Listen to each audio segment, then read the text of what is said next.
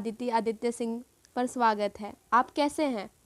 I hope आप सब ठीक होंगे और सरकार के नियमों का भलीभांति पालन कर रहे होंगे। ठीक है, तो कोरोना वायरस है, इसमें सावधानी रखने की बहुत आवश्यकता है। आज हम कक्षा 9वीं पाठ 5 प्राकृतिक वनस्पति तथा वन्य प्राणी के बारे में अध्ययन करेंगे।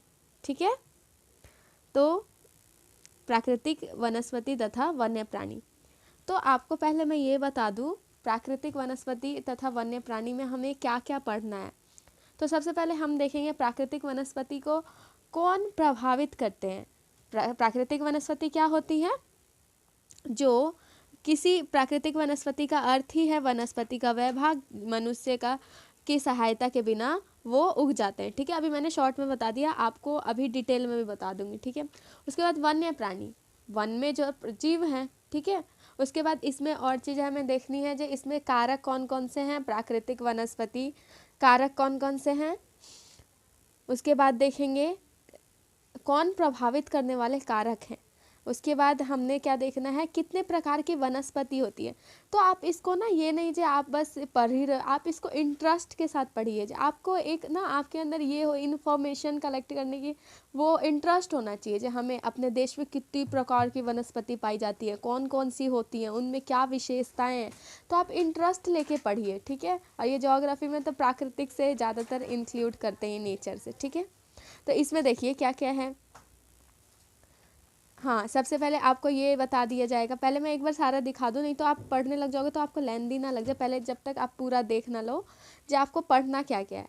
प्राकृतिक वनस्पति में पहले हम कारक देखेंगे जो प्रभावित करते हैं, उसके बाद हम देख लेंगे, सीधा आ गया वनस्पति के प्रकार देख लेंगे। ठीक है, कितने प्रकार के होती हैं, ये देखिए यहाँ पे लिखा हुआ है कितने प्रकार की होती हैं, ये चीज़ें देखेंगे। ठीक है, उसके बाद हम मैप के बारे में देखेंगे और उसमें विशेषताएं क्या क्या हैं। और आपको ये भी पता होना चाहिए क्वेश्चन के पूछने का मोड क्या क्या होता है, मतलब कैसे क्वेश्चन होते हैं। तो आपको लग रहा होगा जी क्यों मैं बता रही हूँ, पहले मैं क्वेश्चन क्यों बता रही हूँ, जबकि पहले तो पढ़ाना चाहिए। नहीं, पहले अगर आप क्वेश्चन देखोगे ना किस टाइप से क्वेश्चन पूछते हैं, तो इसके सहायता से आपको क्या होगा, जब आप चैप्टर पढ़ोगे ना तो आपका जो कॉन्सेंट्रेशन होगा और बढ़ जाएगा। हाँ, ये क्वेश्चन भी पूछा गया था पीछे। ठीक है, तो देखो क्वेश्चन कैसे पूछते हैं, रबड़ का संबंध किस प्रकार की वनस्पति से है।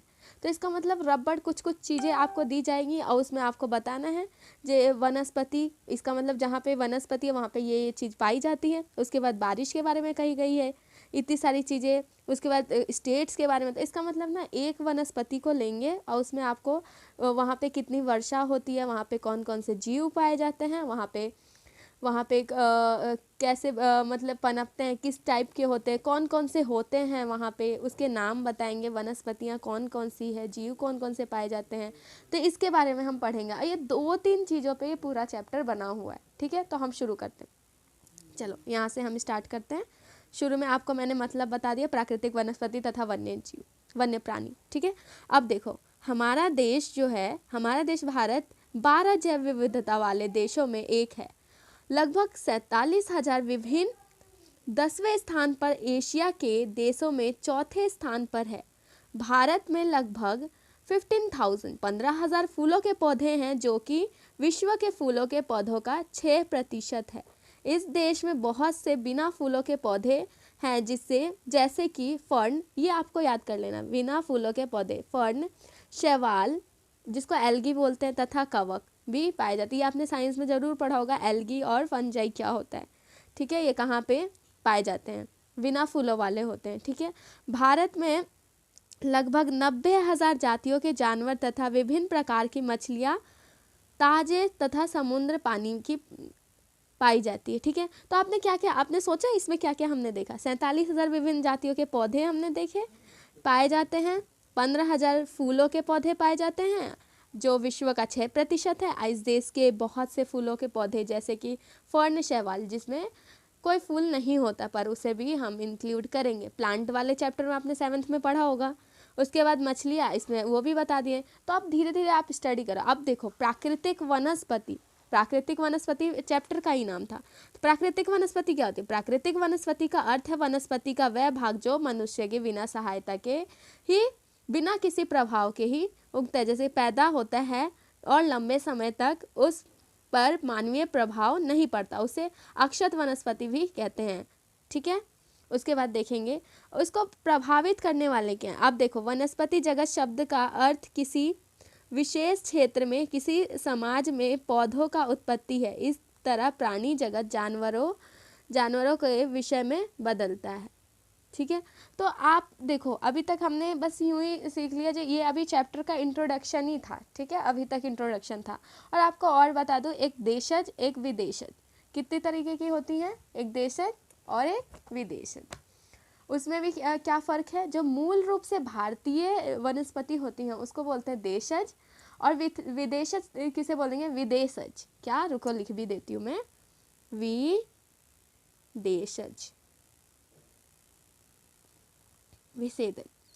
विदेशज। ठीक है, विदेशज क्या होती है, ये जो भारत के बाहर पाए जाते हैं। ठीक है, उसके बाद है आप अब देखेंगे वनस्पति और प्राणी जगत को प्रभावित करने वाले कौन कौन से कारक हैं। ठीक है, तो वो हम देखेंगे, धरातल, भूभाग, धरातल, उसके बाद देखेंगे इसमें कौन, भूभाग और मृदा। इनमें धरातल में भूभाग और मृदा आ जाएगी। ठीक है, भूमि का वनस्पति का प्रत्यक्ष एवं अप्रत्यक्ष प्रभाव पड़ता है।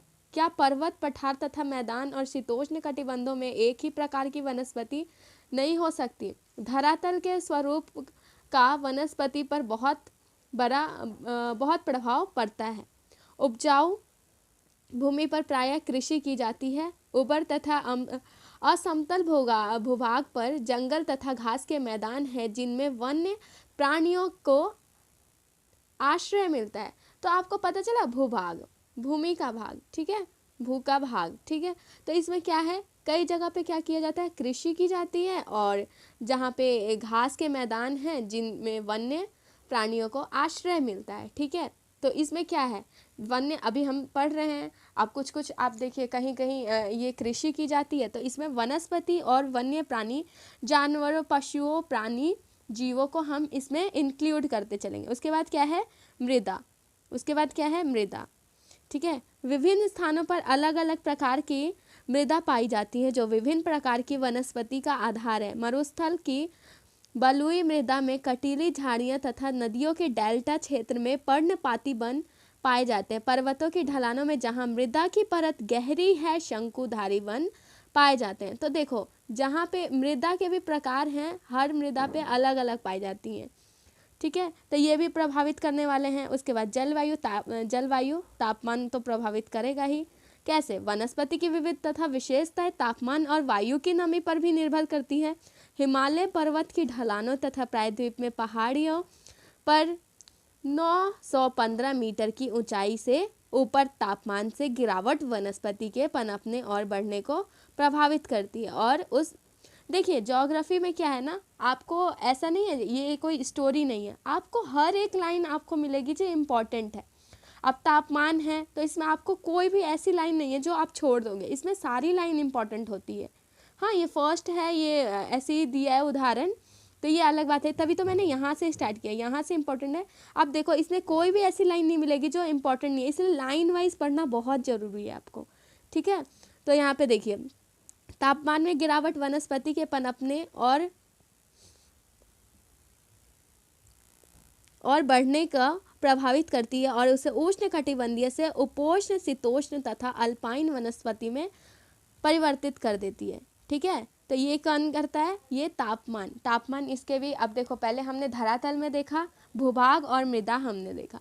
भूभाग में भी आपने क्या देखा, कहीं पे कृषि की जाती है तो कहीं पे एनिमल्स, जो जीव हैं, उनको संरक्षण, वहाँ पे क्या किया जाए, आश्रय मिलता है। मृदा में भी आपने देखा जो कैसे कैसे कहीं पे कटीली झाड़ियाँ हैं तो कहीं पे शंकुधारी वन पाए जाते हैं। ठीक है, और तापमान कैसे करेंगे ये भी आपने देख लिया। सूर्य का प्रकाश, ये तो आप बचपन से ही देख रहे, सूर्य का प्रकाश कितना इंपॉर्टेंट है।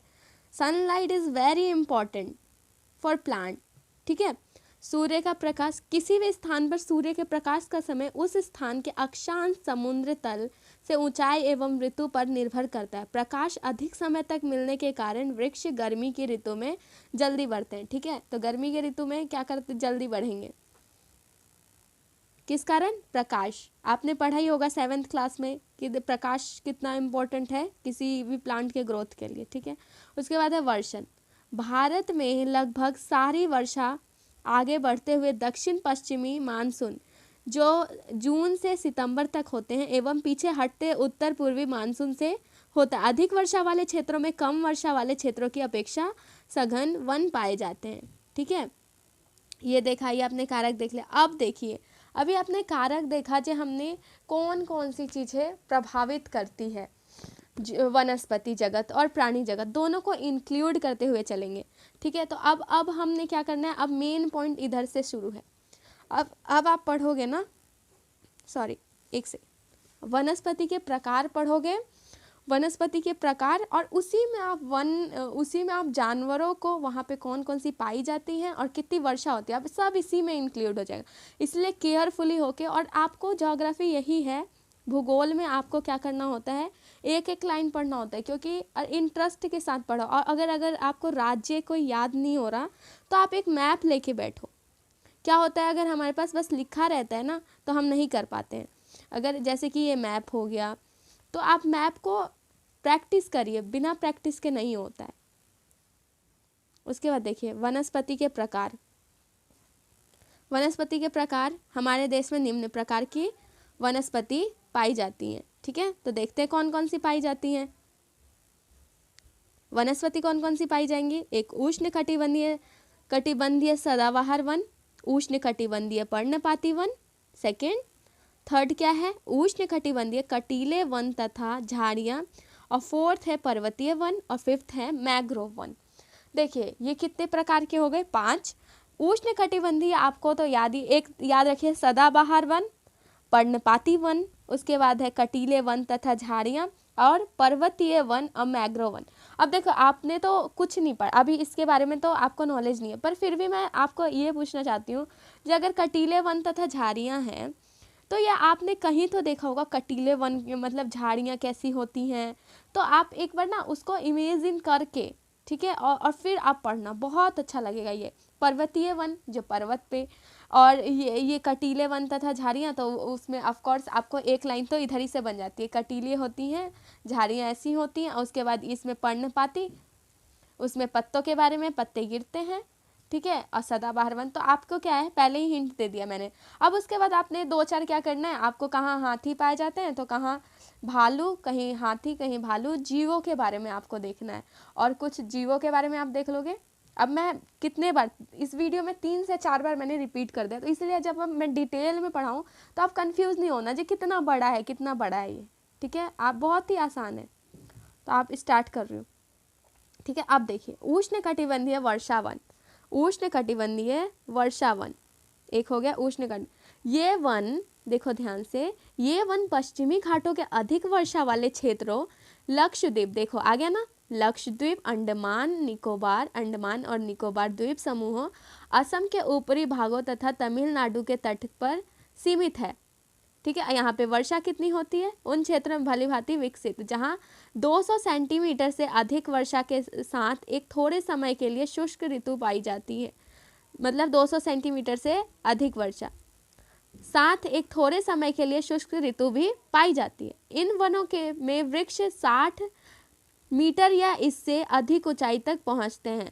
चूंकि ये क्षेत्र वर्ष भर गर्म तथा आर्द्र रहते हैं, अतः यहाँ हर प्रकार की वनस्पति, वृक्ष, झाड़ियाँ व लताएं उगती हैं, और वनों में इनकी विभिन्न ऊंचाइयों में कई स्तर देखने को मिलता है। वृक्षों में पतझड़ होने का कोई निश्चित समय नहीं होता था, यह वन साल भर हरे भरे लगते हैं। ठीक है, तो ये वाला उष्ण कटिबंधीय वर्षा वन के बारे में हमने पढ़ा। इन वनों में पाए जाने वाले व्यापारिक महत्व के कुछ वृक्ष हैं, कौन कौन से हैं, देखो कितनी सारी चीज़ें। आपको ऐसा लगा कहीं भी जो कोई लाइन इंपॉर्टेंट ना हो, एक्स्ट्रा हमने पढ़ लिया हो, हमने बारिश हुई कहाँ पे, कौन कौन से क्षेत्र में पाए जाते हैं, ये लाइन हमने कितने मीटर की होती हैं, ऊंचाई कितनी होती है, उसके बाद हमने ये चीज़ देखी व्यापारिक महत्व के कुछ वृक्ष कौन कौन से हो गए, तो उसमें आपने देखा आबनुस, एबोनी, महोगनी, रोजवुड, रबड़ और सिंकोना। तो ये सारे ही इम्पोर्टेंट है,